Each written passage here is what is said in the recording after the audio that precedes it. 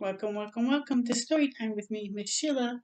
I hope you had a wonderful and beautiful day here in Ottawa. Like we've had snow and it's been blowing and cold. So I thought, I'm going to start doing some Christmas stories. So the story I'm going to read tonight is Home for Christmas. So there's a troll on top of a moose. So let's get into it, okay? Sorry, I should have said I brought some little buddies too. Couple little elves, Simba, a little girl gnome, and my little snowball that I just bought today. And it's like a very Merry Christmas smell from Scentsy, my snowball, with a little carrot for its nose. So I hope you enjoy that. We have company for story time tonight. Okay, so it's like home for Christmas. Yes, we all want to be home for Christmas, right? Well, here we go. It's called Rollo Was a Wild Troll. A very wild troll, always racing off, his scruffy troll tail bouncing around behind him. Trolls' tails will drop off one day, but only if a troll is kind, helpful, and does his chores. Rollo's little sister had lost hers long ago, but Rollo didn't care one bit. He did whatever he wanted. So look at he's like on the pig, making the pig like his horse or something. Rollo never made his bed for Mama Troll. He never chopped wood for Papa Troll. He never helped little sister collect eggs. One morning, when they all asked for his help, Rollo had enough. No, no, no, no, no. He whooped and he gathered his tuck sack, leapt over their heads, and ran toward the mountains. Ma Troll looked at Pa Troll and shook her head sadly. The chances of Rollo losing his tail are mighty slim, she said. Okay. Leapt over them. Let's see where he is in this. I don't see him. Oh, there he is. In the heart. Do you see him? He's a leaving. He's leaving that popsicle stand. He goes. Rollo walked along getting hungry and tired. Where would he spend the night? He spied an owl's nest up in a tree. Hush, Rollo shouted. Oh, hug, Rollo shouted. It's up this tree for me. Ugh. Oh, now I get it. It's ugh, Rollo shouted. It's up this tree for me. He climbed up and snuggled down among the owlets as Mother Owl looked on. When the little birds opened their mouths wide, Rollo opened his too. Yum! Free food, he thought. Sleepy and full, he dozed off, tucked under Mother Owl's warm, fluffy feathers. No bed to make here, he mumbled. Oh, look at you see him in the tree right there with the owls? And owls, I'm sure, give their birdies worms, so he was fine with worms, I guess. But this lazy life didn't last long. The owlets grew fast, and the nest got crowded. They spent hours flapping their wings until the day came for the owlets to fly. Mother Owl glared at Rollo, but he didn't move. So she bumped him out of the nest. Can't you see I don't have wings? Rollo screeched. But that's what birds do. That's they for their babies to fly, they nudge them out of the nest to force them to fly. And then the babies when they're falling, they get scared and then they start flapping and then they notice that they can fly. Yes, that's how they do it. So she was just thinking he's just another baby. Get out there and fly.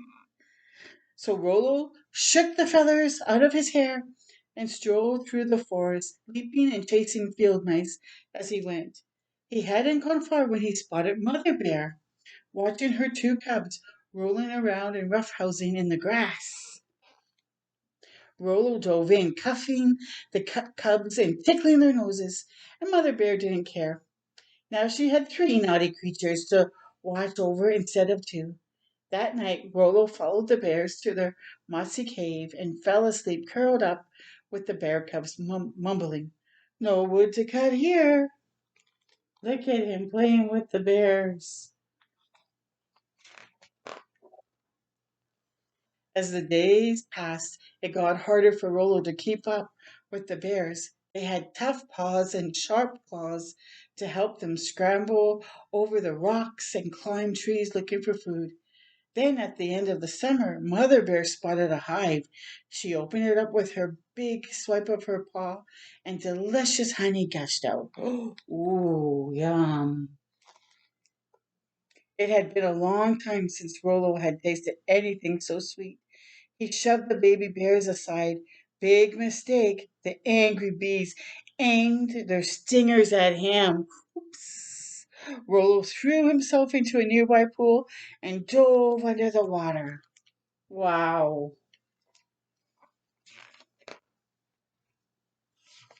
Rollo floated up, the taste of honey still in his mouth. Oh, I wish I had some of little sister's sweet nose print cookies, he thought. Maybe I should go home. But he saw a gang of otters playing on a waterfall. Wait for me, he cried as he scrambled out. And he threw off his wet clothes and dove back in to slide down the waterfall. This is the life for me. Look at him gliding down the waterfall.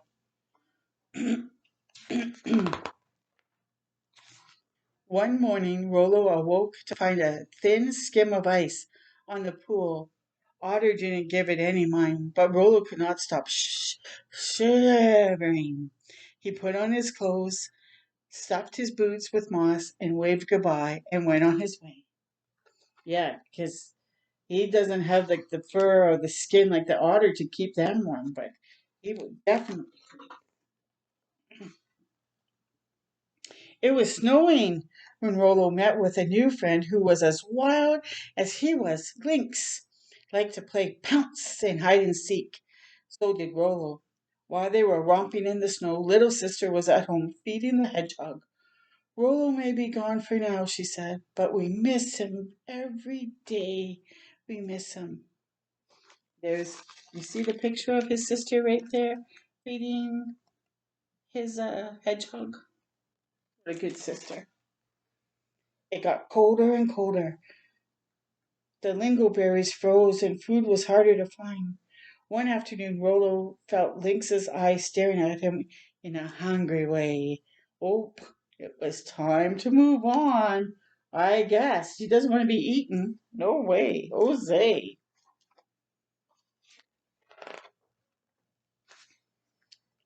The drifts got deeper. Rollo's nose was turning blue when he noticed moose tracks, big and little.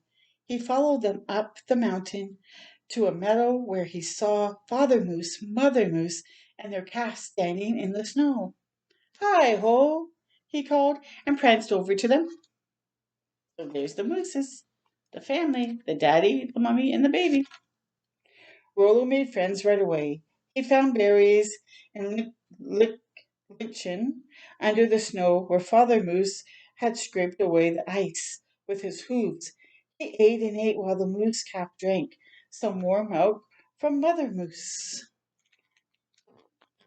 Interesting.